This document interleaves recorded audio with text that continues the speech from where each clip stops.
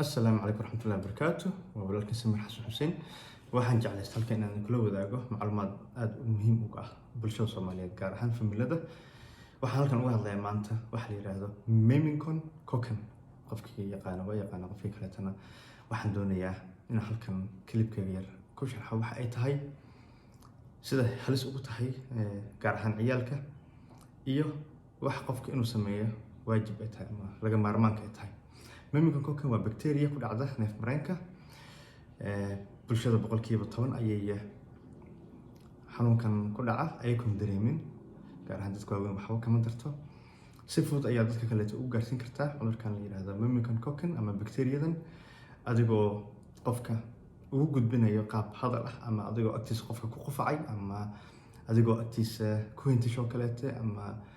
hooyada cunugeeda yarka markay shumiso kaleete way gaarsiin kartaa cudurkan la yiraahdo ama bacteriadan la yiraahdo Memington Cocken adduunka oo dhan noocyo kala duwan ee looga yaqaan ama laga yaqaan groupka la yiraahdo Memington Cocken waxa kamid ah nooca ya C W A iyo noocyo kala duwan ee adduunka looga yaqaan laakiin Jarmalka waxa badanaa dadka ku dhaca ama ay qaadaan percentage-ka 10% boqolkiiba qaybta la yiraahdo B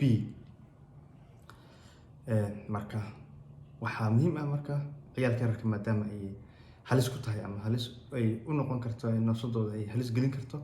in xilli hore hooyada ay dhakhtarka ciyaalka la tashato ay cunuga markuu calaamadahan soo socdo markay ku aragto in ay dhakhtarka si degdeg ah ula xiriirto calaamadahaas maxaa kamid ah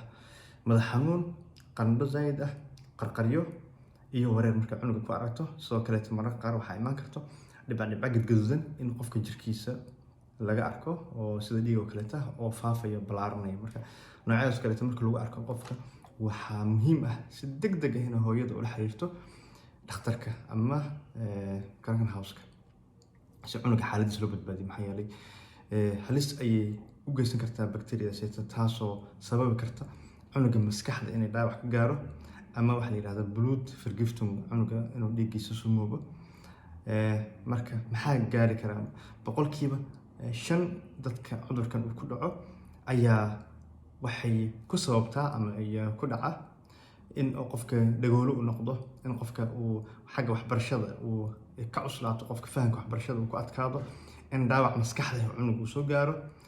marka waxa wanaagsan in hooyooyinka marka hore ay cudurkan la yiraahdo Memington Cocken in ay hooyada ka talaasho marka waa laga talaabaa in qofka marka hore cunuga 5 sano jir iyo wax ka hooseeya markuu cunuga yahay ayay badanaa halis u tahay in cudurkaas uu ku dhaco marka waxa wanaagsan in dhakhtarka cunuga intuu yar yahay hooyada ay dhakhtarka la tashato